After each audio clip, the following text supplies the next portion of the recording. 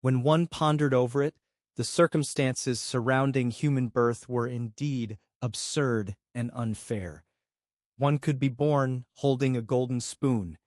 Just because of their luck, they were created from the sperm of a loaded BR starred. Just because they were lucky, they were conceived from the egg of a filthy rich bee. Bee, text, effort. It could only be called effort if wagging their tails faster than other sperms was considered to be an act of effort. Others might be gifted with an extraordinary talent, one that could forge a clay spoon into a spoon crafted from gold if the chance to do so arose. The inequity of human birth was the same in this world as well. One might be apt to walk down the path of martial arts, while another could be born with a flair for magic. The point being, disparities between the fellow people were distinct since birth. Me, I had absolutely nothing. The stone of past life has been activated. The stone of the past life cannot be activated again. You will return to the starting line from 13 years ago. You're a master, Heelong laughed as he said. Sungmin breathed hard as he glared at Heelong's face. The fight was over. The 13 orcs were all defeated and on the ground. Thank you, Lee Sungmin answered as he pulled off the skin and blood on his spear. Browse was crawling out from the bushes. He looked at the orc's corpse with horror. Ugh! He shut his mouth with his hand, feeling like he was going to throw up. Heelong clucked his tongue and muttered to Browse. So weak. Hey, stop vomiting and come over here and collect the bodies. That is, take the eyes? Why, yes. Browse came slowly as he finished vomiting. If they had the pocket that the guild had given them, they would have been able to collect all the orcs.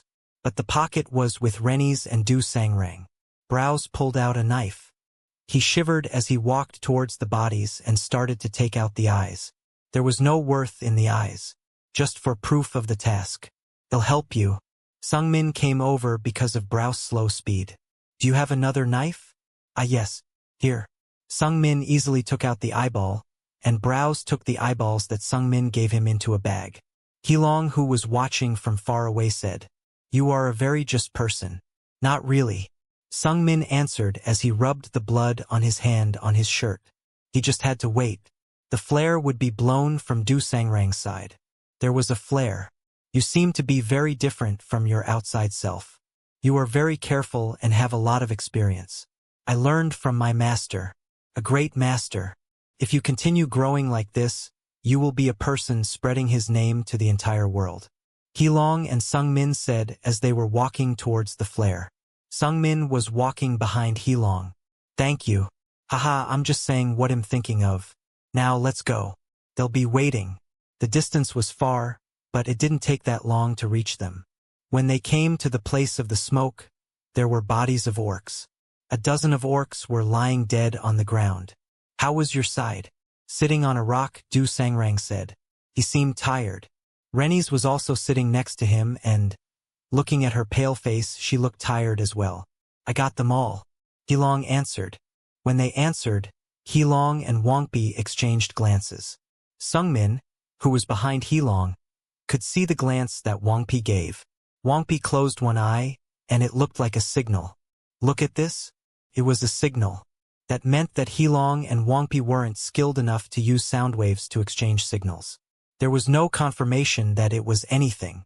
Could be that Wangpi's eye was itchy. But Sungmin didn't let that go easily. Suspicion leads to preparedness. First, think of the relationship. Du Sangrang and Rennies were in the same guild. They came with the request and they had to finish the request. Browse was the same, being with the guild. But Heelong and Wangpi, they weren't in the guild. Listening to their story, Du Sangrang looked to find companions to work with, and Heelong and Wangpi joined up. They know each other. That was true. It wasn't enough to confirm his suspicions, but Sungmin kept the suspicion in mind. The problem was, what were they after? Now let's go clean up the rest, Heelong said with an energetic voice. Du Sangrang and Rennies didn't seem ready yet, but they nodded their heads and got up. Fighting them wasn't that hard. Idiot trying to acting tough. Sungmin fought hard not to laugh at Du Sangrang. Du Sangrang got tired after fighting a couple of orcs. Seeing that Rennies had time to cast spells and Sangrang still got tired, they would have been eliminated if they went inside the orc village like they originally planned. But there was no worries anymore. Because of the two fights, there wouldn't be any warriors left. The old and females weren't dangerous, and the only other danger would be the children orcs. You are right. Orcs, they're nothing, Hilong answered. To the point of uselessness. Hilong added. It was that moment. Wonk's hand flew up. SCH. Wonk's sleeve shook and a black throwing knife shot out. Rennie screamed. She looked at the knife that was deep in her chest in horror. She opened her mouth as to say something, but only blood flew out. As he was walking beside Rennie's, Du Sangrang's eyes opened up. In that moment, Hilong pulled out his knife and ran towards Du Sangrang. Pang! Sungmin's spear blocked the knife. Du Sangrang moved away slightly, and Sungmin wrinkled his face with the effort of resistance. Being a nuisance, Hilong muttered. He said that, but he looked surprised that Sungmin was able to react this fast. I thought so, B*TCH. Sungmin's face wrinkled. It was a relief that he was on guard. If he wasn't, he wouldn't have been able to react at all. What is? Idiot. Sungmin regarded Du Sangrang as pitiful. Rennies was killed and he still didn't understand the situation yet. Just leave this world pleasantly, Hilong said, and Wangpi moved. SCH. A knife went towards Du Sangrang. Surprised, he quickly moved his body. The knife barely missed Du Sangrang's shoulder. You! Du Sangrang screamed as he finally understood. He ran towards Wangpi with bare hands. Du Sangrang doesn't use weapons. He seemed to specialize in close fighting. Let's listen to them first, Sungmin said with a bit of relaxation. Du Sangrang and Wangpi. They looked to be of similar skill, but Wangpi looked calm compared to the tired Du Sangrang. That was because of the difference in types of martial arts. Wangpi stood far away throwing knives, while Du Sangrang was in the front line fighting orcs. Du Sangrang was obviously more tired, but he would still win against Wangpi. The martial arts that they used were just that different. It's nothing, Hilong muttered. He moved backwards with a cautious expression. Hilong saw Sungmin's skill while walking with him. Even though Sungmin was young, Hilong knew Sungmin wasn't an easy opponent. If it was up to him, he would have killed Sungmin first, but there just wasn't an opportunity like that pocket they got from the guild. We would get so much money just by selling that. I see. Of course. He first thought it was to take all the rewards for the request for themselves. But that wasn't possible. If Du Sangrang or Rennies dies, Wangpi or Hilong wouldn't get any money to the guild even if they gave proof of success. So, the only profit they would gain is the pocket. Hilong was right. If it was that big of a pocket, it would sell for a lot of money. B****, you're being stupid. Sungmin laughed at him as he mocked them. Hilong was surprised at the change in attitude. What? You're being stupid, B****. Sell the pocket that the guild funded? Haha. Being brave is being stupid, that fits you. Sungmin sincerely mocked him. With that, Sungmin felt glad towards Hilong. There would suddenly be more money to him because of lack of people. What are you saying? You idiot.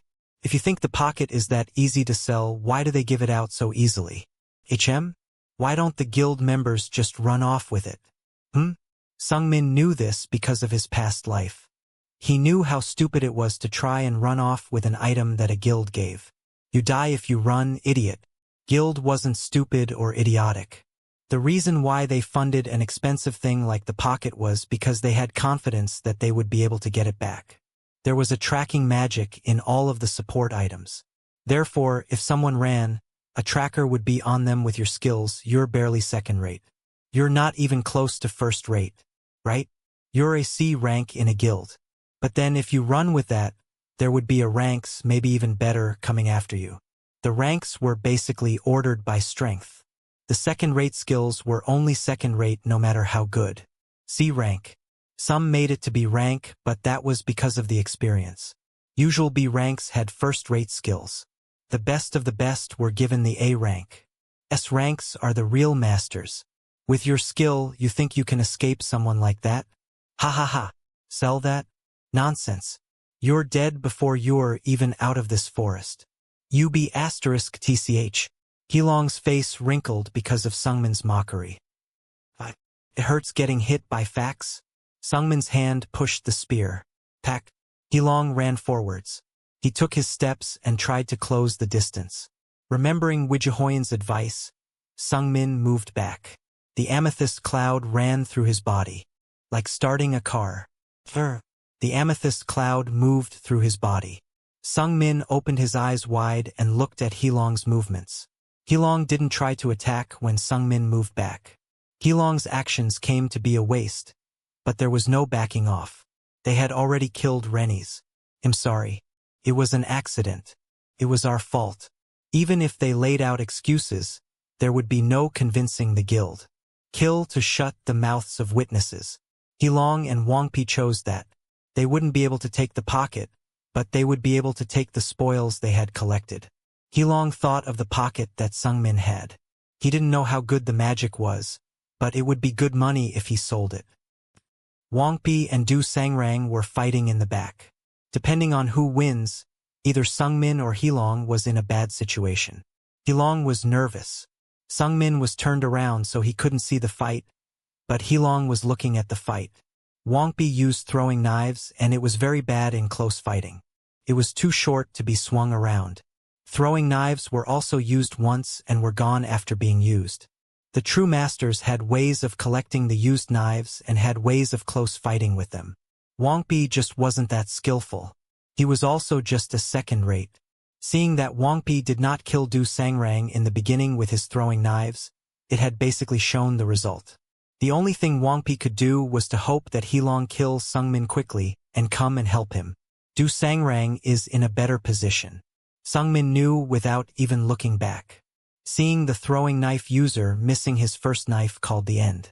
With Wangpi's skill, it would just be stalling. Nervousness. Heelong's face had that. Unlike the calm Sungmin, Heelong was nervous because he was seeing the fight. He wouldn't be able to keep calm. That makes him attack first. Hack. Heelong moved forwards. The distance was 7 steps. Heelong had to move 4 steps to get to Sungmin. If Sungmin was fully grown, he would be able to fight outside of Heelong's range. But his body wasn't fully grown yet. Still, the spear had an advantage that he could use. He looked at Heelong's stance. He predicted how he was going to attack. Heelong's arm moved to the side and started to move. Sungmin moved his foot forward and shot his spear. Huck! Heelong moved back awkwardly. Sungmin moved his hand's position on the spear and moved his feet. SCH! Sungmin's spear shot out multiple times. Heelong could only dodge when he was moving backwards in the attacking position. His spear techniques were trash according to Wijihoyan, but they still worked on similarly skilled foes. Sungmin had better power than Heelong's. Amethyst Cloud gave an explosion of inner strength, which would flow through the body, strengthening the body. His inner strength wasn't that great before, but it became better with Wijihoyan's help. Gang! Heelong's knife hit Sungmin's spear. Heelong was attacking to try and stop moving backwards. Sungmin firmly held onto the spear. Pale-faced, Heelong quickly ran forward to Sungmin. He moved his right arm and tried to stab him.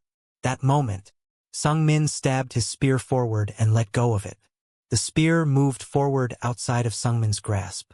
Heelong's eyes widened. He didn't think that Sungmin would let go of the spear in this time. Heelong quickly twisted his body. To that, Sungmin pulled out a knife on his back. He didn't borrow the knife from Browse for no reason. Sungmin had a knife, but there was a reason that he couldn't use it. Heelong's stance tilted. Sungmin's knife barely slicked Heelong's arm. After that, Heelong tried to counter immediately. Ugh! Heelong's face paled. His hand shook hard and suddenly let go of the knife. Why? You what poison? Sungmin answered. He put a strong immobilizing poison on the knife on his back. Sungmin walked towards Heelong. Wah? Please shut up. Sungmin swung the spear. The spear broke Heelong's shoulder. Heelong screamed loudly. Sungmin did the same thing to Heelong's shoulders and knees. He wanted to kill him, but it was probably best to bring him to the guild. The guild would do whatever they wanted to him. Are you done? He heard a voice from his back. Du Sangrang was looking at Sung Min with a tired face. Wagpei was lying bloodily on the ground. He had thought he had not heard any fighting. Du Sangrang had beaten Wangpi to death. Yes. Amazing. I ignored you because you were young. You seem stronger than me. You're very modest. Sung Min answered. Du Sangrang sighed. He looked at Renis' body with sadness. What do we do about the orcs? Let's clean them up after we rest for a bit. Sung Min answered. We should be able to clean them up with only 2 of us. The warriors are mostly dead. Okay, let's do that. He answered. But Du Sangrang was already scared of Sung Min. At the age of 14, who was that cold? Even if it was only for half a day. A companion that they had been talking to was dead and 2 had betrayed them. Hilong. I'm going to take him to the guild. Yes. Rennies and Wangpi. Let's put the bodies in the pocket. And put the orcs near here. Browse. Stay here so Hilong doesn't do anything stupid. Yes? Yes. You don't have to be scared. I broke his joints so he won't be able to move at all even if the poison stops. Just then, Hilong fell and wiggled on the ground as if to prove it. Du Sangrang had to ask. Are you really just 14? Yes. Sung Min answered with a casual tone. The sun had almost gone down when they cleaned up the village. They would have burned the village, but the guild didn't request that so they left it alone. I don't know how long it would last. Sung Min rubbed his nose and thought. He did kill the orcs in the village, but the orcs nearby would move here knowing that the village orcs was gone. They reproduce fast. The village would be repopulate again. Sung Min didn't care too much. The guild or the hunters would take care of that. Let's go. The sun is going down. Du Sangrang opened his mouth when he moved the corpses in the bag. Sung Min came towards Browse. Browse was standing on guard cautiously. Hilong was wiggling beside him. Disgusting. Du Sangrang grumbled. He spat out looking at Hilong's but reeking of odor. Browse and the other apprentice mercenary carried Hilong, and they left the forest quickly. Then, Sung Min and Du Sangrang carried Hilong from the middle. It was to escape the forest quickly before night. Are you going to report as soon as we get there? They had gotten out of the forest. Du Sangrang nodded. He was tired because he hadn't stopped to eat or rest. But there was no reason to not report. The guild was near the north wall. The first floor was the restaurant, and the second floor had the office. You should eat something. I'll eat when I get back to my inn. Sung Min answered. He felt that Wijihoyan was waiting for him. When Du Sangrang was carrying Hilong up to the second floor, Browse went up to Sung Min. Looking at the other apprentice, he bowed his head to Sung Min. Thank you for everything. Why? Sung Min asked. If it weren't for you, I would have died to the orcs. Even if I did survive, I would have died to Hilong or Wangpi. Don't be thankful to me. Just think that you were lucky, Sung Min said. Then Sung Min wondered slightly. What would happen if he gave the genuine heavens to Browse? He didn't really need it because of the amethyst cloud. No, Browse was already becoming 30. Even if he did learn it, there would be no use. It was the matter for most no classes. Unless they had a great opportunity, they wouldn't be able to fix their terrible situation. Especially for older ones like Browse. Sung Min. Du Sangrang moved down from the second floor. He didn't know when they became so friendly, but Sangrang acted close to Sung Min. Go up. Yes? What is it? That is. Du Sangrang had a strange expression. The president wants to see you. The president of the Genevis Mercenary Guild. In his past life, he had never been in the mercenary guild. He wasn't skillful enough, so he never even thought of doing so. It was only after he left Genevis that he attempted to become a mercenary. Of course. But he wasn't fazed. This request wasn't just a regular one. There were issues with it. An orc village conquest was an important job for the Genevis Guild. And the issues, it was probably not fixed by just reporting, and it was directly reported to the president. 14-year-old. Martial artist. It was common to be a martial artist. Du Sangrang was one himself. But it wasn't common for a martial artist to be a mercenary. You're young. Sung Min heard that as soon as he opened the door. There were cigarette odors permeating the room. A middle-aged man with a huge build and thick glasses looked from his desk. Dox, the president of the Genevis Guild.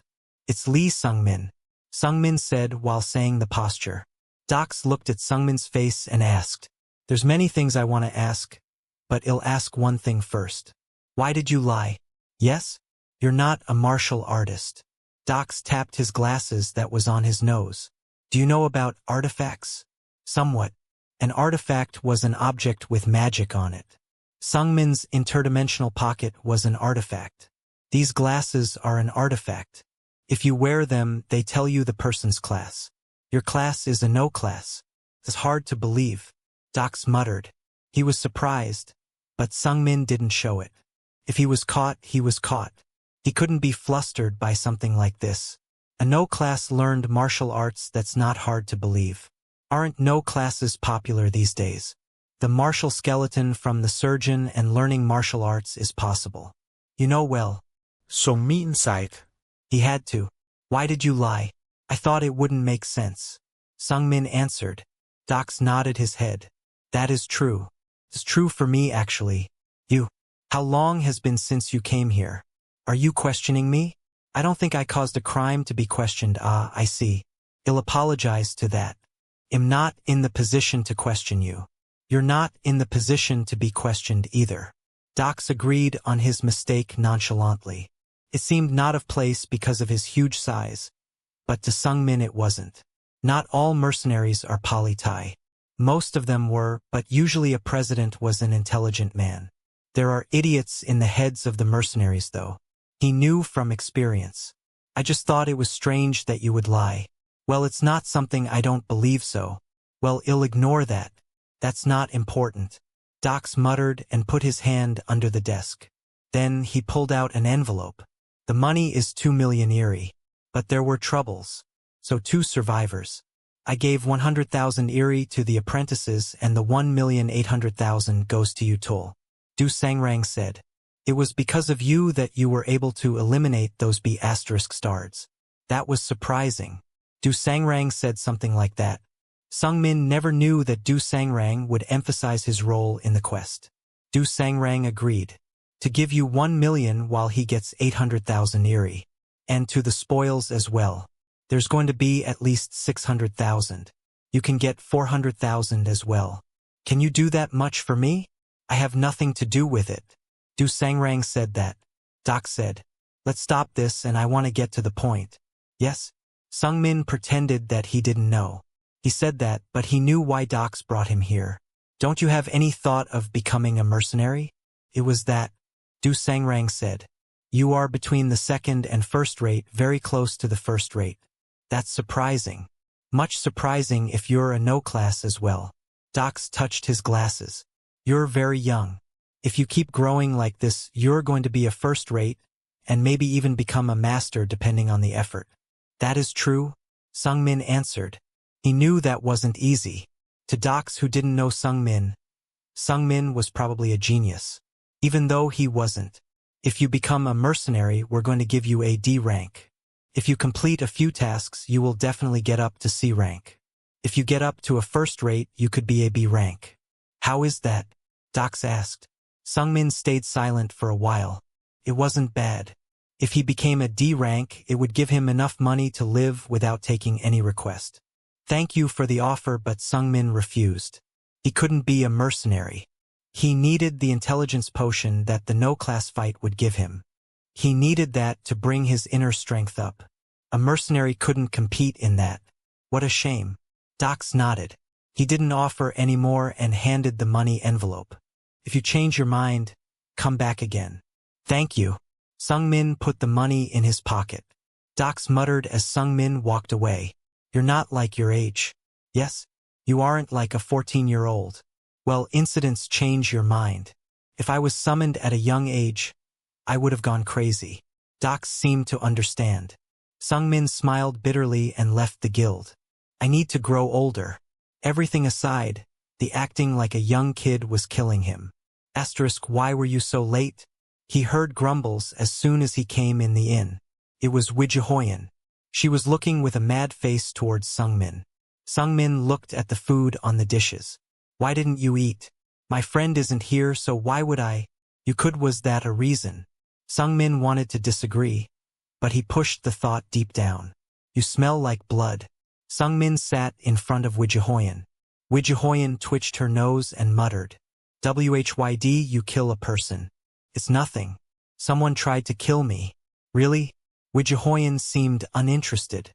She picked up the bread and put it in her mouth. I thought about it. Lula gave Sungmin his dinner. Wijihoyen opened her mouth as Sungmin picked up his fork. It will take about a month for me to fix the high heavens. I will give you that, and when you seem good with it, I'm leaving.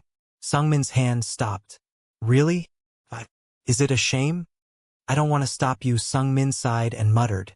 The past Wijihoyen only stayed in Genevis for a month. It was only because of Sungmin that she was staying here. I thought about it. Wijihoyen said, you have a goal. To get the position is your goal. Then you will leave here.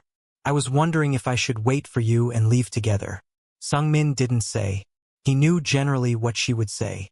But I can't. Why do you think that? I won't be a help to you. Sungmin thought. That was true for Sungmin. Sungmin was weak. He had no talent. But what was Wijihoyen?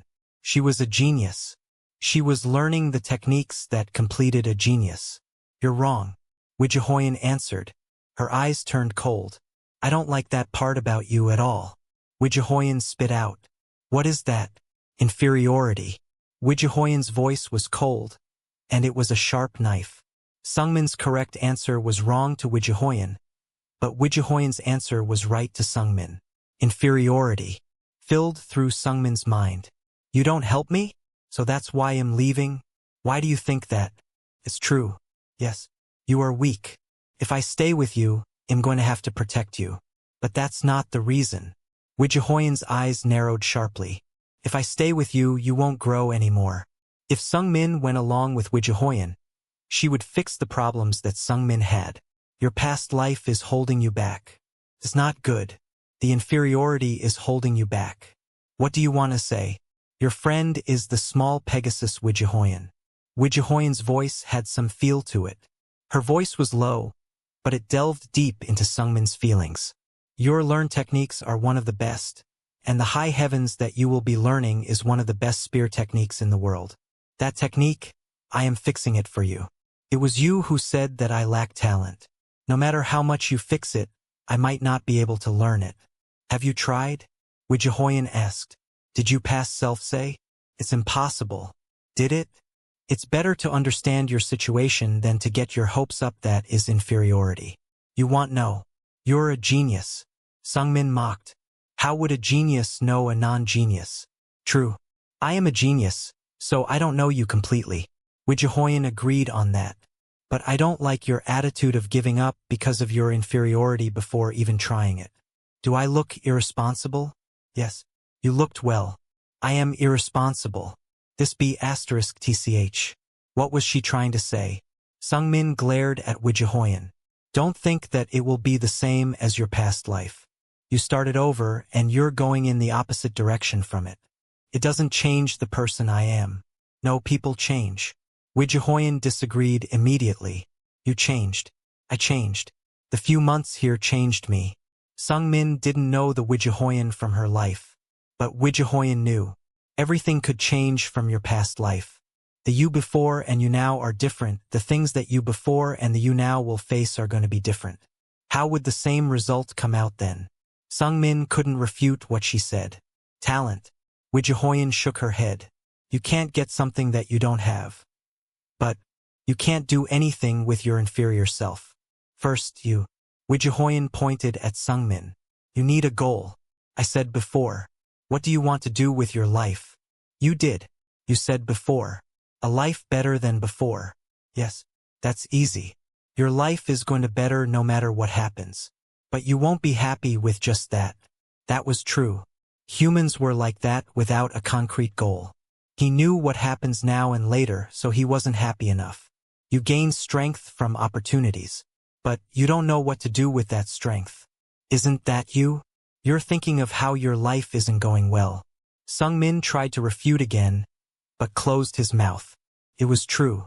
Of course, you will try. With a general goal. So what you need is a real goal. What goal? So mean sight. To that, Wijihoyan didn't hesitate and put her hand on her chest. Me, Wijihoyan said with strength. Make me your goal.